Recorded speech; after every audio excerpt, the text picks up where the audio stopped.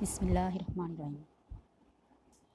উচ্চ মাধ্যমিক বাংলা প্রথম পত্র অনলাইন ক্লাসে সবাইকে স্বাগতম। আজকে আমি যে বিষয়টি নিয়ে আলোচনা করব তা হলো একটি গল্প। গল্পটির নাম নেকলেস। এর মূল লেখক গি দে মোপাসা আর অনুবাদ করেছেন পূর্ণেন্দু দস্তিদার। ক্লাস পরিচালনায় আছি আমি নাহিদা আক্তার, সহকারী অধ্যাপক বাংলা, গৌরীপুর মুন্সি ফজলুর রহমান সরকারি কলেজ, কুমিল্লা। গল্পটির মূল লেখক হলেন গি দে মোপাসা। এখন আমরা তার সম্পর্কে ধারণা লাভ করার চেষ্টা করব। গি দে মোপাসা 1850 খ্রিস্টাব্দের 5ই আগস্ট ফ্রান্সের নরমান্ডি শহরে জন্মগ্রহণ করেন। তার পুরো নাম হেনরি রেনরি অ্যালবার্ট গেই ডি মোপাসান। তার পিতার নাম গুস্তাভো দা মোপাসা ও মায়ের নাম লরা লি পয়টিভিন।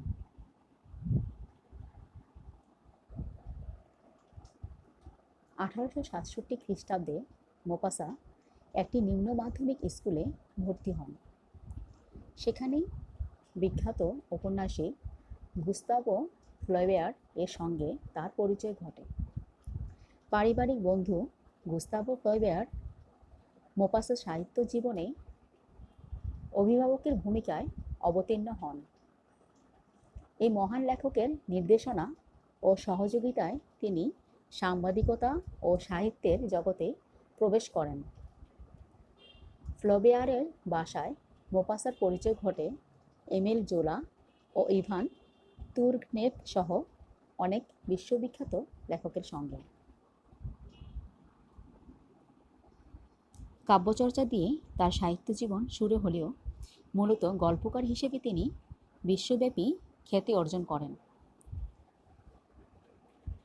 ধর্মীয়, সামাজিক, রাজনৈতিক ও আদর্শগত কোনো বিশ্বাসে বিন্দুমাত্র প্রভাবিত না হয়ে তিনি তার সাহিত্য চর্চার জগৎ তৈরি করেন।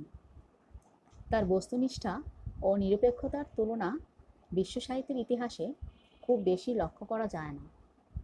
অসাধারণ সংযম ও বিস্ময়কর জীবনবোধ তার রচনাকে তাৎপর্যপূর্ণ করে তুলেছে। গি দে মোপাসা 1893 খ্রিস্টাব্দের 6 জুলাই মৃত্যুবরণ করেন।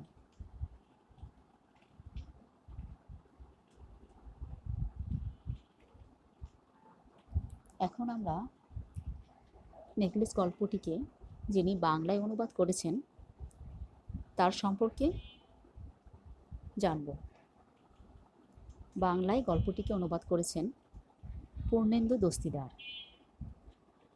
পূর্ণেন্দু দস্তিদার চট্টগ্রামের পটিয়া উপজেলার ধলঘাট গ্রামে 1909 খ্রিস্টাব্দের 20 জুন জন্মগ্রহণ করেন। তিনি ছিলেন একাধারে লেখক ও রাজনীতিবিদ। তার পিতা চন্দ্রকুমার দস্তিদার ও মাতা কুমুদিনী দস্তিদার। তিনি মাস্টারদা সূর্য সেনের নেতৃত্বে পরিচালিত চট্টগ্রাম যুব বিদ্রোহে অংশ নেয়ায় কারাবরণ করেন। পেশাগত জীবনে তিনি ছিলেন আইনজীবী, সমাজভাবক লেখক হিসেবেও খ্যাতি ছিল তার। প্রকাশিত গ্রন্থের মধ্যে রয়েছে কবিয়াল রমেশ শীল, স্বাধীনতা সংগ্রামে চট্টগ্রাম, বীরকন্যা প্রীতিলতা। এছাড়াও তার অনুবাদ গ্রন্থের মধ্যে রয়েছে শেখবের গল্প ও মোপাসার গল্প। তিনি 1971 খ্রিস্টাব্দে 9 মে মুক্তিযুদ্ধে অংশ নিতে ভারতে যাওয়ার পথে মৃত্যুবরণ করেন।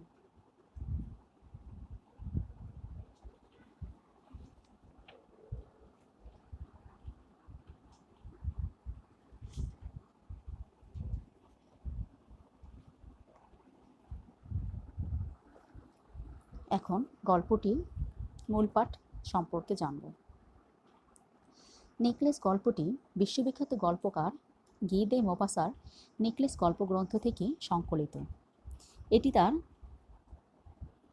শ্রেষ্ঠ গল্পগুলোর মধ্যে অন্যতম। ফরাসি ভাষায় গল্পটির নাম লা পারুর। 1884 সালের 17 ফেব্রুয়ারি ফরাসি পত্রিকায় লা গলেস এ ফরাসি ভাষায় গল্পটি প্রকাশিত হয়।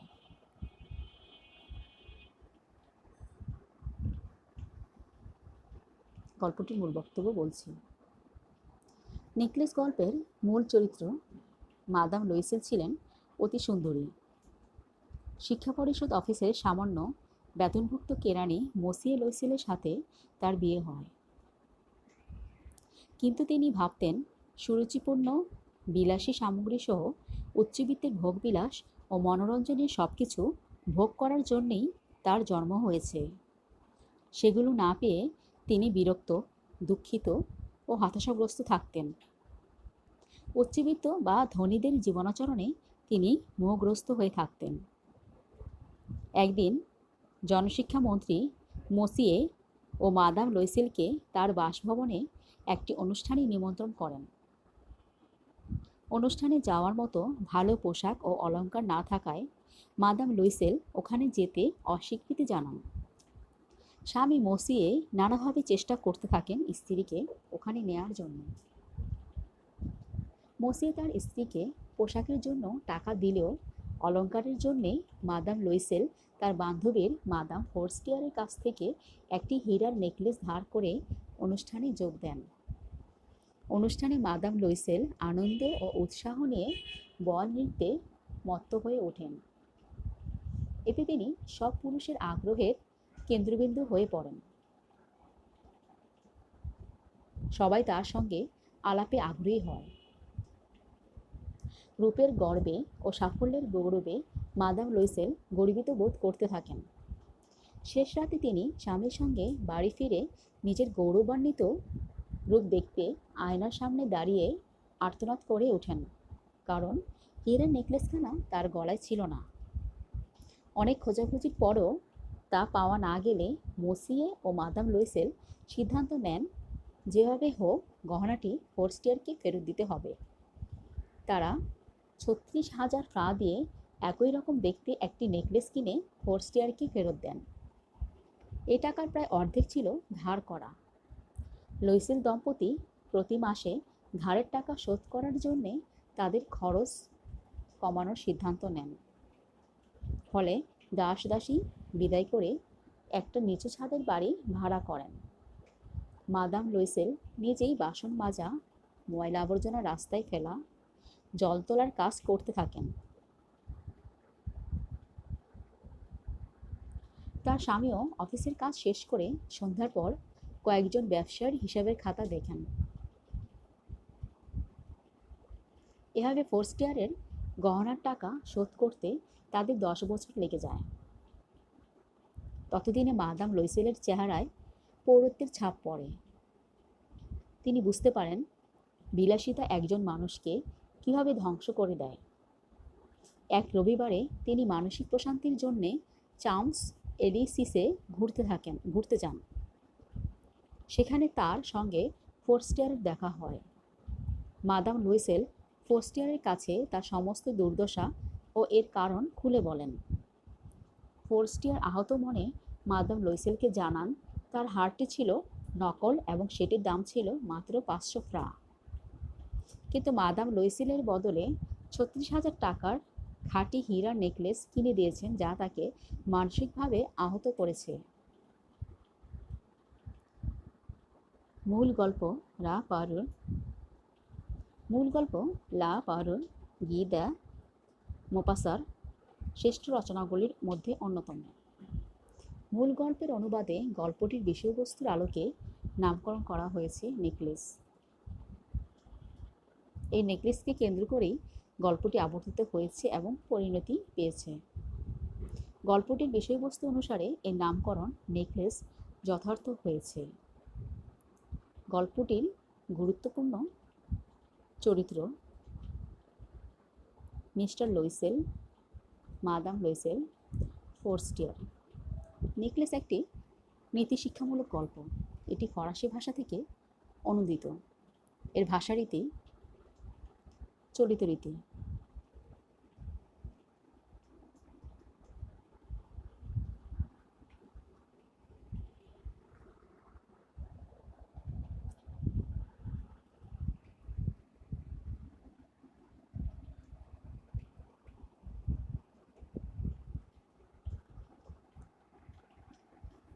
আমি তোমাদের কয়েকটি শব্দার্থ এবং টিকাও সম্পর্কে আলোচনা করছি। যেমন কনভেন্ট, খ্রিস্টান নারী মিশনারিদের দ্বারা পরিচালিত স্কুল, মিশনারিদের আবাস। মসিয়ে, সৌজন্য প্রদর্শন ও সম্মান জানানোর জন্য ফ্রান্সে পুরুষদের মসিয়ে সম্বোধন করা হয়।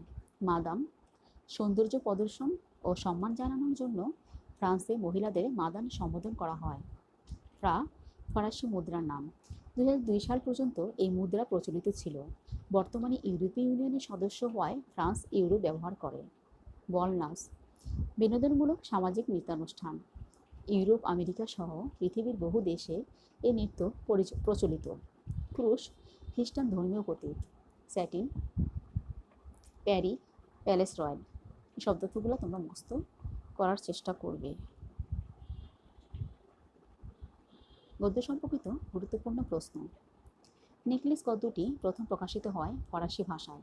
গল্পটির নাম ছিল লা পারোর।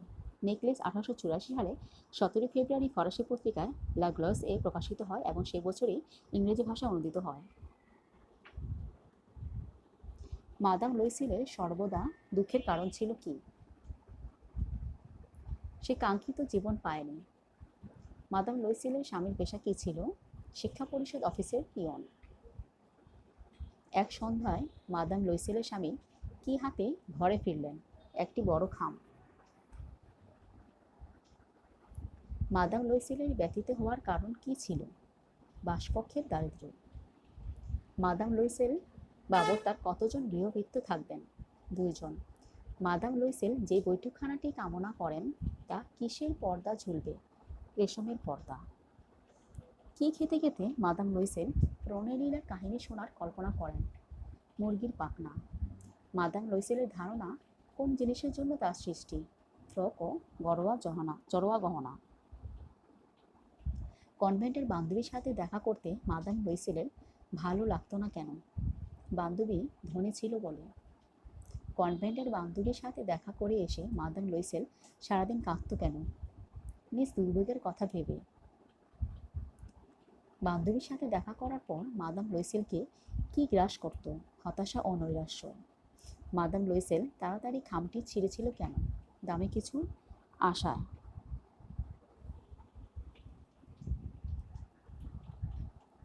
মসিয়ে ও মাদাম লুইসেল কোন মন্ত্রীর আমন্ত্রণ পেয়েছিল? জনশিক্ষা মন্ত্রীর।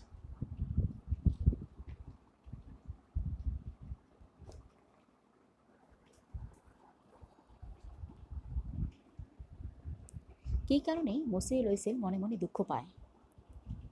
মাদাম লুইসেলকে বেদনাজনিত কথা শোনে।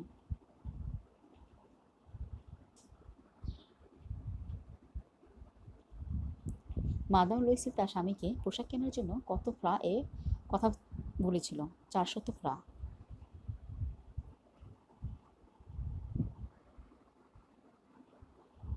কত ফ্রা দিয়ে চমৎকার গোলাপ ফুল পাওয়া যায় বলে মসিয়ে বলেছিল? 10 ফ্রা। অনুষ্ঠানে সব পুরুষ মাদাম লুইসেলকে লক্ষ্য করেছিল কেন? সে সবচেয়ে সুন্দরী ও সুদর্শনা ছিল বলে।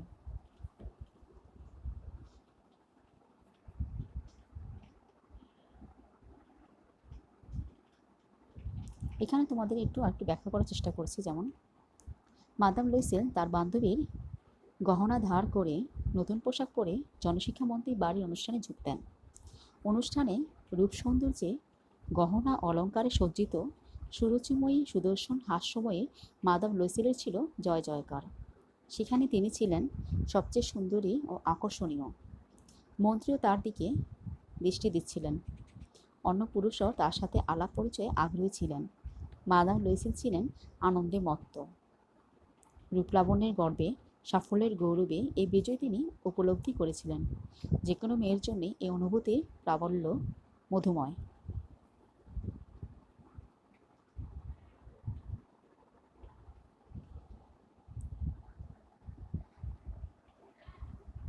মন্ত্রিসভার সব সদস্যের সাথে মাদাম লুইসেলের সাথে কি যুদ্ধ করতে ইচ্ছা করছিল?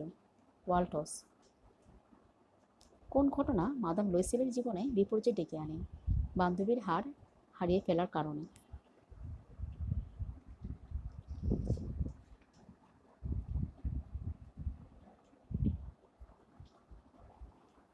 প্যালেস রয়্যালে মসিয়ে ও মাদাম লুইসেল যে হারটি দেখল তার দাম কত? 40,000 ফ্রা। 10 বছর পর একদিন মাদাম ফোর্স্টেটকে দেখে মাদাম লুইসেলের মন খারাপ হয়ে গেল কেন? তার সৌন্দর্য দেখে।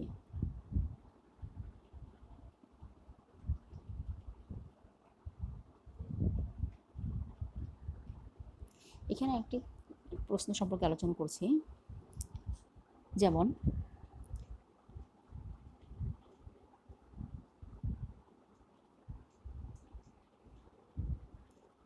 এবার মাদাম লুইসেল দারিদ্র্য জীবনে ভয়াবহতা বুঝতে পারে। মাদাম লুইসেল তার বান্ধবীর হারিয়ে ফেলা গহনা ধার করে কিনে দেওয়ার পর সমস্ত গৃহস্থালির কাজ নিজের হাতেই করে যান। দাসীকে বিদায় করে দেন, আরও দারিদ্র্যপূর্ণ জীবন বেছে নিয়ে একটা নিচু ছাদের বাড়ি ভাড়া করেন। তার স্বামীও অফিসের কাজ শেষে সন্ধ্যাবেলায় কয়েকজন ব্যবসায়ীর হিসাবের খাতা দেখার কাজ নেন। এভাবে মাদাম লুইসেল দারিদ্র্যপূর্ণ জীবনের ভয়াবহতা রূপ দেখতে পান। খ্রিস্টান মিশনারিদের দ্বারা পরিচালিত স্কুলকে কি বলা হয়? কনভেন্ট। ইউরোপ, আমেরিকা সহ পৃথিবীর বহু দেশে কোন নৃত্য প্রচলিত? বল নৃত্য। স্যাটিন কি? যে বাক্সে হীরার রাখা হয়। মাদাম লুইসেলের স্বামী কেমন ছিল? বুদ্ধিমান। ভোর কয়টার দিকে মাদাম লুইসেল বাড়ি ফিরে গিয়েছিল? 4টা। নকল হারটির দাম কত? প্রায় 500 ফ্রা। মাদাম লুইসেলের পুরো নাম কি? মাতিলদা লুইসেল। মাদাম লুইসেলের বান্ধবীর নাম কি? মাদাম ফোর্স্টিয়ার। নেকলেস গল্পটি বিপুল জনপ্রিয়তা লাভ করার কারণ কি? অপ্রত্যাশিত কিন্তু অত্যন্ত আকর্ষণীয় সমাপ্তির জন্য। নেকলেস গল্পে যেসব বিষয়ের নাম উল্লেখ আছে তা হল ঋতু গ্রীষ্ম, মাস ফেব্রুয়ারি, বার রবিবার, ফুল গোলাপ, রং গোলাপি, পাখি ভরত, মাছ রোহিত, স্ট্রিট মার্টিন, নদী সিন। গল্পটি মোটামুটিভাবে শেষ করলাম। তোমরা গল্পটি মনোযোগ দিয়ে পড়বে এবং বোঝার চেষ্টা করবে। গল্পটি মানব জীবনের সাথে কীভাবে সম্পর্কিত তা তোমরা অনুভব করার চেষ্টা করবে।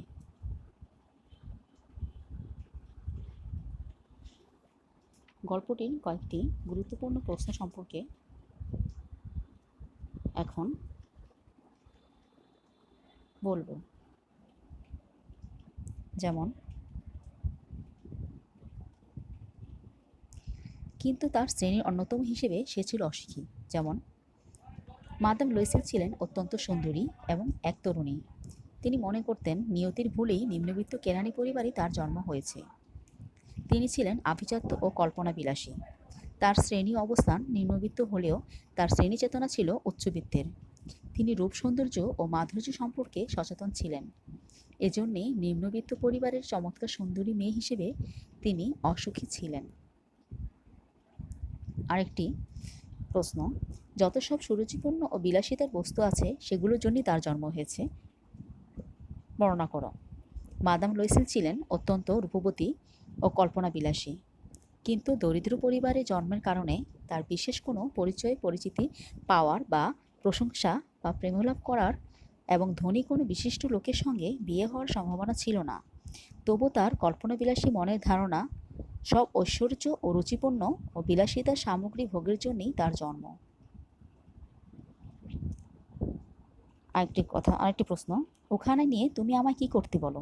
এটি কে কোন প্রসঙ্গে বলেছেন? মসিয়ে লুইসেল জনশিক্ষা মন্ত্রী বাড়িতে আমন্ত্রণের কার্ড তার স্ত্রীকে দেন। মাদাম লুইসেল ওই বাড়ির উচ্চবর্গীয় মানুষের কোলাহলপূর্ণ অনুষ্ঠানে যাওয়ার মতো পোশাক ও অলঙ্কার নেই বলে কার্ডখানা টেবিলের উপর ছুঁড়ে ফেলে দিয়ে লুইসেলকে এ প্রশ্ন করেন। তাই এই অনুষ্ঠানে আমার না যাওয়াই ভালো হবে। এটি কোন প্রসঙ্গে কে করেছেন? তাই এই অনুষ্ঠানে আমার না যাওয়াই ভালো হবে উক্তিটি কার এবং কোন প্রসঙ্গে বলা হয়েছে? স্বামী লুইসেল মাদাম লুইসেলকে নতুন পোশাক কেনার জন্যে তার বন্দুক কেনার জন্যে সঞ্চিত 400 ফ্রা দেন। তবু মাদাম লুইসেলের মুখে হাসি ফোটে না, বরং অনুষ্ঠান দিন যতই এগিয়ে আসতে থাকে মাদাম লুইসেল ততই বিচলিত ও উদ্বিগ্ন হয়ে ওঠেন। এটা দেখে মসিয়ে লুইসেল প্রশ্ন করলে মাদাম লুইসেল জানান, তার যেহেতু দামি অলংকার গহনা কিছুই নেই, তাই ধনী মেয়েদের মাঝে এরকম দীনহীনতার মতো তার যাওয়াটা উচিত হবে না। গল্পের বাকি প্রশ্নগুলো আমরা পরবর্তীতে ক্লাসে আলোচনা করার চেষ্টা করব। তোমরা ক্লাসটি মনোযোগ দিয়ে শুনবে এবং বোঝার চেষ্টা করবে। আগামী ক্লাসে আবার কথা হবে। আজ এই পর্যন্তই। আল্লাহ হাফেজ।